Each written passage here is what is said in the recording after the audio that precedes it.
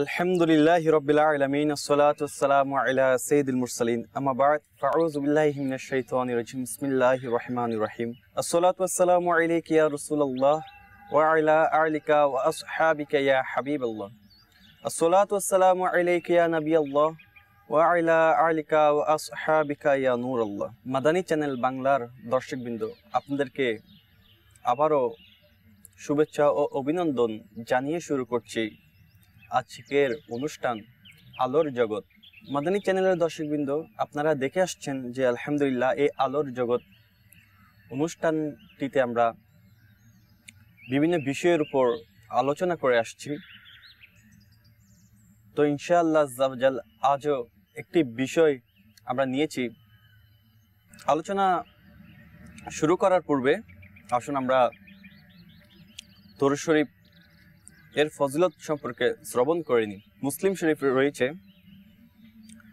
যে হুজুর সাল্লাল্লাহু তাআলা আলাইহি ওয়াসাল্লাম ইরশাদ করছেন, যে ব্যক্তি আমার উপর একবার দরুদ শরীফ পড়ে আল্লাহ তাআলা তার উপর 10টি রহমত নাজিল করে।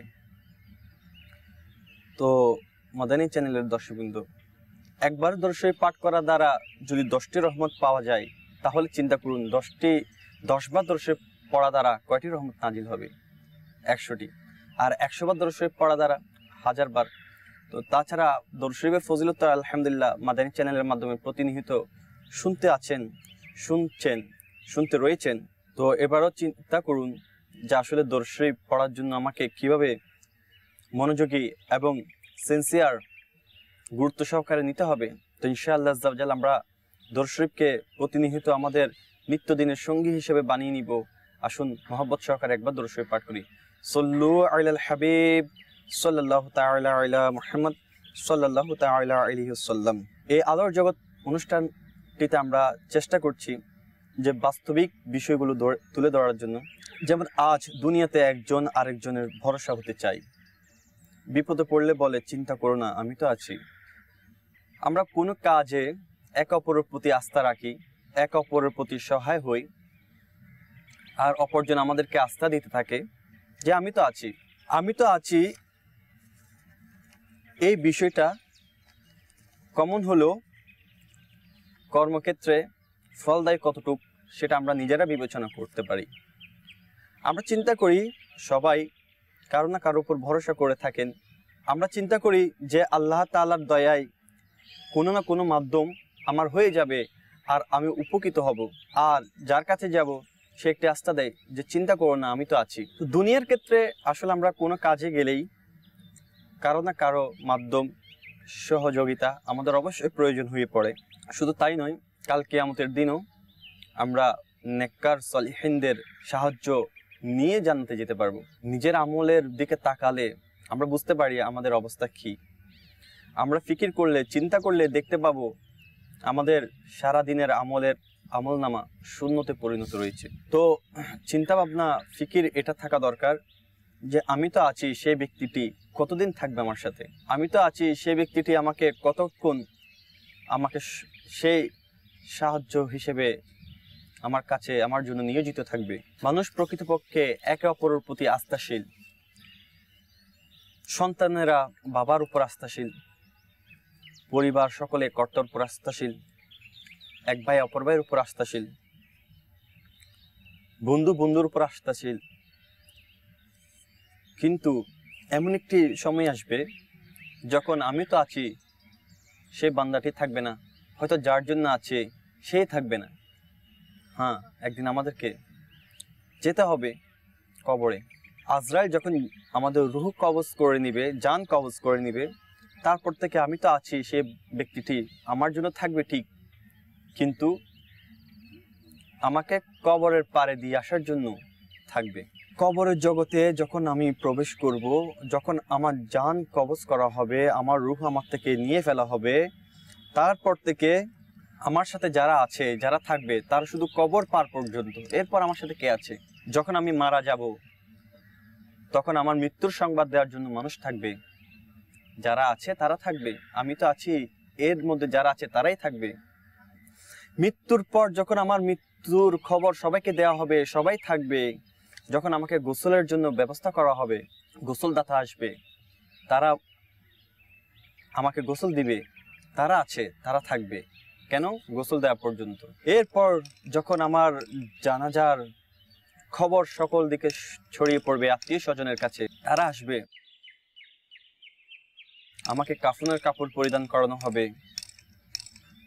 তখন যারা আমার সাথে থাকবে তারা আমাকে সাহায্য করবে, কিন্তু আমার সেই সাহায্য তখন জাহিরিভাবে, প্রকাশ্যভাবে আমি নিতে পারবো না। তখন আমি অচল হয়ে পড়বো, আমার কোনো ক্ষমতা থাকবে না, বলার শক্তি থাকবে না। এরপর আমাকে কাঁধে করে নিয়ে যাওয়ার জন্য মানুষ থাকবে। সর্বপ্রথম বিপদে যে আমার জন্য সর্বদা আগে থাকে, আমার মা। হয়তো সেদিন সে মা কান্নারত থাকবে, কিন্তু আমি তো আছি। সেই কথার সাথে মিল রেখে আমার সাথে থাকার জন্য কবরে কেউ যাবে না। যখন দুনিয়ার চলার সময় বন্ধুর প্রয়োজন হয়েছিল একে অপরের, আমি তো আছি ছিলাম। একে অপরের সাহায্য সহযোগিতায় আমরা হাত বেঁটেছিলাম। তারাও চলে যাবে, সবাই চলে যাবে, এক কথায় কেউ থাকবে না যখন আমাকে কবরের পাড়ে নিয়ে যাওয়া হবে। আর ওই কবরে যখন যাব, আমি তো আছি, এই কথা বলার জন্য কাউকে আমি পাবো না। তখন আমার থেকে দূরে চলে যাওয়ার চিন্তা করবে, কারণ কবরের জগৎ এমনই। সাধারণত আমরা রাতের অন্ধকারে কবরের পাশ দিয়ে যেতে আমাদের একটু অন্তর কেঁপে ওঠে। আর সেখানে ওই অন্ধকার কবরে আমাকে নামিয়ে দেওয়া হচ্ছে, ওই অন্ধকার কবরে আমাকে আরো অন্ধকার করে দেওয়া হচ্ছে, আর ওখানে আমি তো আছি, বলার মতো কেউ নেই।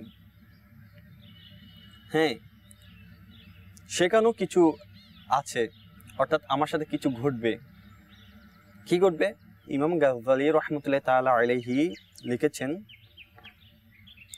হযরত আবু হুরায়রা রাদিয়াল্লাহু তাআলা আনহু হতে বর্ণিত, রাসূল আকরাম সাল্লাল্লাহু তাআলা আলাইহি সাল্লাম ইরশাদ করেন, মানুষের মৃত্যুর পর তার কাছে দুজন কালো নীল চক্ষু বিশিষ্ট ফেরেশতা আসবে। তারা মৃত্যু লোকটিকে জিজ্ঞেস করে, মুহাম্মদ সাল্লাল্লাহু তাআলা আলাইহি সাল্লাম সম্পর্কে কি ধারণা ছিল? সে যদি ঈমানদার হয় তখন জবাব দেয়, আমি তাকে আল্লাহর বান্দা ও তার রাসূল হিসেবে জানি। তখন ফেরেশতারা বলে, আমরা আগে থেকেই জানতাম তুমি এই কথা বলবে। এরপর তারা কবর 70 গজ দৈর্ঘ্য ও 70 গজ প্রস্থ করে দেয়। কবরকে আলোকিত করা হয় এবং মৃত ব্যক্তিকে বলা হয়, ঘুমিয়ে যাও। কবরকে আলোকিত করে দিবে আর বলবে, ঘুমিয়ে যাও। সেজন্য আমাদেরকে চেষ্টা করা দরকার যে বর্তমানে দুনিয়াতে সূর্যের তাপে আলোকিত হয়ে যায় এই আলোর জগৎ। এই আলোর জগৎ থেকে আমরা যদি নিজেকে অন্ধকারের আমলনামাটা অন্ধকারে পতিত করি, তাহলে কবর আমাদের জন্য অন্ধকার হয়ে যাবে আর আমাদের জন্য থাকবে আযাব। আর যারা নেকি করে, যারা নিজেকে আমলনামাকে আলোকিত করতে পারবে, তাদের জন্য রয়েছে শান্তি। 70 গজ দৈর্ঘ্য, 70 গজ প্রস্থ এই কবরকে আর আলোকিত, এবং ফেরেশতাদের মুখ থেকে শুনবে যে তুমি ঘুমিয়ে যাও। তবে সে নেককার বান্দা কি বলতে থাকবে? সে বলে, আমাকে ছেড়ে দিন, আমি আমার পরিজনের কাছে গিয়ে তাদেরকে অবস্থা বলে আসি। বলবেই না বা কেন? একজন নেক বান্দার যদি এরকম আলিশান কাজ কারবার হয়ে যায়, এই আলিশান থাকার ব্যবস্থা হয়ে যায়, আমরা দুনিয়াতেও কোনো কিছু খুশি হলে সেটি পরিবারবর্গকে, পরিজনকে না বলে থাকতে পারি না। আনন্দে আমাদের আত্মহারা হয়ে যায়। শুধু একবার চেষ্টা করি যে এটা পরিবারকে জানাই, বন্ধুকে জানাই, আত্মীয়কে জানাই, তারও এমন খুশি হতে পারে কবর জগতে, যার জন্য এত প্রশস্ত দৈর্ঘ্য করে দেওয়া হবে কবরকে, এত সম্প্রসারণ করে দেওয়া হবে এবং আলোকিত করে দেওয়া হবে। আমরা তো শুনে এসেছি যে কবর সবসময় অন্ধকার অন্ধকার অন্ধকার, ভীত প্রশস্ত, এই কথাগুলো শুনে এসেছি। কিন্তু নেককার বান্দাদের জন্য যে কবরটা কত আলোকিত হবে, কত সুন্দর হবে, কত মনোরম দৃশ্য তার জন্য সেখানে অপেক্ষা করছে, সেই দৃশ্যটি যখন সে দেখতে থাকবে, অবশ্যই তার অন্তর আনন্দে উৎফুল্ল হয়ে যাবে, খুশিতে ভরে যাবে, সে আত্মহারা হয়ে যাবে, সে ভুলে যাবে সে যে কবরের জগতে চলে এসেছে। সে তখন বলতে থাকবে, আমাকে ছেড়ে দিন, আমি আমার পরিজনদেরকে আমার অবস্থাগুলো গিয়ে জানিয়ে আসি। তখন ফেরেশতারা তাকে বলবে, তুমি ঘুমাও। এরপর সে নববধূর মতো ঘুমিয়ে যায়, যাকে তার প্রিয়জনই জাগ্রত করে। অর্থাৎ দুনিয়াতে যদি আমরা ঘুমিয়ে যাই আমাদেরকে জাগ্রত করে আমাদের প্রিয়জনরা, আমাদেরকে ডেকে দেয়, জাগিয়ে দেয়। ঠিক এখানে সেভাবে বোঝাচ্ছে যে নববধূর মতো ঘুমিয়ে যায় যাকে তার প্রিয়জন জাগ্রত করে, এই মুমিনকেও শেষ পর্যন্ত আল্লাহ পাকই জাগিয়ে দিবেন। তো প্রিয় ইসলামী ভাইরা ও মাদানী চ্যানেলের দর্শকবৃন্দ, তাহলে আমি তো আছি বাস্তবতা যেটা দুনিয়াতে, আমি তো আছি, যারা আছে তারা হয়তো আমার জন্য ক্ষণস্থায়ী বা কিছুক্ষণের জন্য, কিছু মুহূর্তের জন্য, কিন্তু আমি তো আছি সেই জিনিসটি আমার জন্য হবে আমার নেক আমল, নেক সদকা, নেকের যত আমল করছি সেগুলো আমার জন্য পাতিয়ে হবে, তারা আমার জন্য থাকবে, শুধু দুনিয়াতে নয় পরকালেও। দুনিয়া যারা আছে তারা আমার কিছুক্ষণ, কিছু সময় বা কিছু কাজের জন্য, আর যদি আমার আমল নামাকে আমি সুন্দর করতে পারি তারা শুধু দুনিয়াতে থাকবে না, পরকালেও থাকবে, আখিরাতেও থাকবে, সকল স্তরে থাকবে, সকল জায়গায় থাকবে। তো মাদানী চ্যানেলের দর্শকবৃন্দ, বুঝতে তো পারছেন আমি তো আছি যারা বলে তারা কতটুক থাকবে। আপনি নিজেকে চিন্তা করুন যে আপনি যখন বিপদে পড়েন কেউ আপনাকে তো অবশ্যই বলে যে আমি তো আছি, তুমি চিন্তা করো না, আমি তোমার এই কাজটা করে দিব, এটা সমস্যার সমাধান করে দিব, আমি থাকতে তোমার কিসের ভয়, আমি যতক্ষণ আছি তোমার ভয়ের চিন্তা নেই। কিন্তু কবরের জগতে কে থাকবে, কে আসবে? যে আসবে, যে থাকবে সেটা হচ্ছে আমার নেক আমল। নেক আমল সেদিন নেক্সট শুরুতে আমার জন্য আমার ব্যবস্থা করে দিবে কবর জগৎকে সুন্দর করার জন্য। তো মাদানী চ্যানেল দর্শকবৃন্দ, আবার অপরদিকে যারা মন্দ কাজে অভ্যস্ত ছিল তাদেরকেও মুনকির নকির এসে সওয়াল জবাব করবে, তোমার রবকে, তোমার দিন কি ছিল? বলতে থাকবে ইনি যিনি তোমাদের মাঝে প্রেরিত হয়েছিল তিনার সম্পর্কে তোমার কি ধারণা ছিল? তখন সে বলবে আমি তো জানি না। তো তার ফেরেশতা তখন বলবে আমরা তো জানতাম তুমি সেটাই বলবে। তখন তার জন্য কবরকে সংকীর্ণ করা হয়, আর এমন সংকীর্ণ করা হয় যে মাটিকে আদেশ করে যে তুমি সংকীর্ণ হয়ে যাও। তখন এমন সংকীর্ণ হয়ে যায় যে এ পাশের মাটি এ পাশের সাথে মিলিত হয়ে যায়, আর মৃত ব্যক্তির হাড়গুলোকে চোরমোচর করতে থাকে। তার এ পাঁজরের হাড় এ পাঁজর রাস্তা থাকে, এ পাঁজরের হাড় এ পাঁজর রাস্তা থাকে। তার জন্য কবরটা আরো সংকীর্ণ হয়ে যায়, আরো কষ্টের মধ্যে সে নিমজ্জিত হয়ে যায়। তার জন্য আজাব আর আজাব, তার জন্য আজাবের দরজা খুলে দেওয়া হয়, সে অনেক চিন্তিত হয়ে যায়। তো প্রিয় ইসলামী ভাইরা, মাদানী চ্যানেলের দর্শকবৃন্দ, এবার চিন্তা করুন যে আমার সাথে কি থাকবে, কোন জিনিস আমি নিয়ে যাব, কিভাবে আমি নিয়ে যাব। আজকে তো আমরা দুনিয়াতে রং তামাশা করে চড়ছি, চলে যাচ্ছি। দুনিয়াতে কোনো বিপদে পড়লে বলার মুখ আছে, চাওয়ার অধিকার আছে, চেয়ে নিচ্ছি, বলে নিচ্ছি, কারো কাছ থেকে সাহায্য চেয়ে নিচ্ছি। কিন্তু এমন অবস্থা যখন আমাদের দাঁড়াবে কবরে, হাসরে, তখন আমরা কি করব? আল্লাহর জগৎ এই অনুষ্ঠানটি আপনাদেরকে শুধু নসিহত করছে এই বিষয়ে যে চলুন, আসুন আমরা এই জগতে থাকা অবস্থায় নিজেকে আলোকিত করে নিই, নিজের পাথেয় জোগাড় করে নিই। আমি তো আছি যারা বলে তারা তো অবশ্যই দুনিয়াতে আমাকে উপকার করছে, কিন্তু কালকে আমাদের জন্য নিজের আমল নামায় কি রাখছি আমি? কে আমার পাশে দাঁড়াবে? কে থাকবে? কে আমাকে বাঁচাবে? আমার নেক আমল যদি আমার কাছে না থাকে আমাকে কে বাঁচাবে? তো আল্লাহর কাছ থেকে নৈরাশ আমাদের না হওয়া উচিত। তো মাদানী চ্যানেলের দর্শকবৃন্দ, চিন্তা করি, ফিকির করি, আমাদেরকে সর্বদা আল্লাহ তাআলাকে রাজি করানোর জন্য কাজ করতে হবে, আর আমার নেক আমলগুলো আমাকে সঙ্গে নিয়ে যেতে হবে। আমার সাথে যে থাকবে, দুনিয়াতে যারা থাকবে তারা দুনিয়ার উপকার করবে, কিন্তু আখিরাতের জন্য কারা উপকার করবে সেটা আমার নেক আমল। তো নেক আমল আমাকে নিয়ে যেতে পারবে জান্নাতের মধ্যে। তো মাদানী চ্যানেল দর্শকবৃন্দ, দেরি করবেন না, দেরি করার সময় নেই। আসুন আমরা চিন্তা করি, আজ থেকে নিয়ত করে দিন ইনশাআল্লাহ আজ্জা ওয়া জাল, আমার সাথে আসলেই দুনিয়াতে তো কোনো কিছুতে আমাকে কেউ না কেউ সাহায্য করতো, পরকালে কে সাহায্য করবে? এই সাহায্য তো আমাকে নিজেকেই করতে হবে।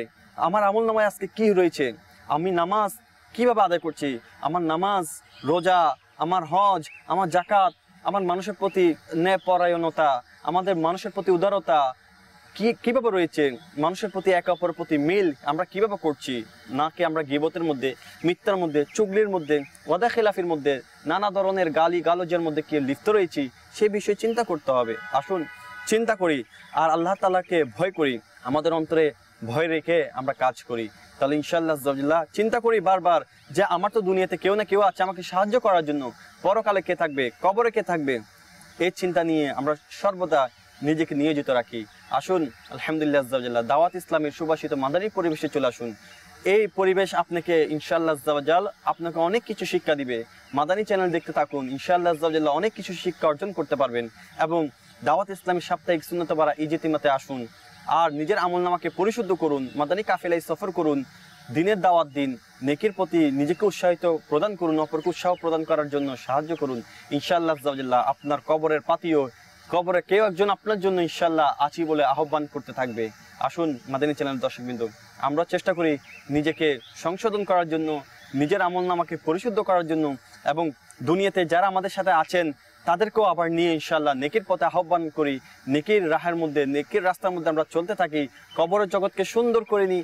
ইনশাআল্লাহ আজ্জাওয়াজাল্লাহ আমলনামা আমাকে সেই পথ পার করে দিবে যেখানে যখন দুনিয়ার কোনো মানুষ আমি তো আছি বলে থাকবে না। তো আসুন ইনশাআল্লাহ নিজেকে ইসলামের যে সুন্দর আমল রয়েছে সেগুলোকে দ্বারা নিজেকে ভীষণ তৈরি করে চলার চেষ্টা করি। আল্লাহ তাআলা আমাদেরকে মাদানী মহল, দাওয়াত ইসলামের মতো এরকম একটি মাদানী মহল তৌফিক নসিব করে দিয়েছেন। তো ইনশাআল্লাহ এই মাদানী মহলে এসে আমরা নিজেকে পরিশুদ্ধ করার চেষ্টা করি আর কাল কবরের জন্য নিজেকে প্রস্তুতি নিয়ে নেক আমলকে যেন আমাদের আমল নামায় ভরপুর করে কাল কিয়ামতের দিন সেই আমলগুলো আমার জন্য সাহায্যকারী হয়ে যায়, সেই চেষ্টা করি। আলহামদুলিল্লাহ আজ্জাওয়াজাল আমরা মুসলমানের সবসময় ভালো কাজ করা দরকার, সৎ কাজে আহ্বান করা দরকার। তো নিজের আমল নামাকে সবসময় চেকিং করে নিব, চেষ্টা করব যে আমি আজ কতটুকু ভালো কাজ করেছি তা বিবেচনা করতে চেষ্টা করব। আল্লাহ তাআলা আমাদেরকে সর্বদা নেকির কাজ করার, নেকির কাজ উৎসাহ করার তৌফিক নসিব করুক। আলোর জগৎ এই প্রোগ্রামটি আলহামদুলিল্লাহ আজ্জাওয়াজাল্লাহ ধারাবাহিকভাবে বিভিন্ন বিষয়ের উপর বয়ান আলোচনা করে আসছেন। তো ইনশাআল্লাহ পরবর্তীতে আবার কোনো একটি বিষয় নিয়ে আপনাদের সামনে অবশ্যই ইনশাআল্লাহ আজ্জাওয়াজাল হাজির হব। আপনারা মাদানী চ্যানেল দেখতে ভুলবেন না, সর্বদা মাদানী চ্যানেল দেখতে থাকুন আর ইলমে দ্বীন হাসিল করতে থাকুন। সল্লু আলাল হাবিব সাল্লাল্লাহু তাআলা আলা মুহাম্মদ সাল্লাল্লাহু তাআলা আলাইহি ওয়াসাল্লাম।